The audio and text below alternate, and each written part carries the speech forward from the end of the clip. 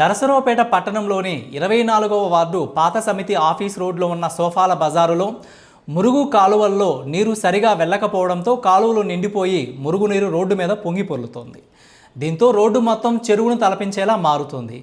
గత 20 రోజులుగా ఈ సమస్యను సచివాలయ సిబ్బందికి పలుమార్లు తెలియచేసినా ఇప్పటికీ పరిష్కారం కాలేదని స్థానికులు ఆవేదన వ్యక్తం చేస్తున్నారు. మురుగునీరు నిల్వ ఉండడంతో దోమలు, దుర్వాసనతో తీవ్ర ఇబ్బందులు పడుతున్నామని, వెంటనే అధికారులు స్పందించి సమస్యను పరిష్కరించాలని స్థానికులు కోరుతున్నారు.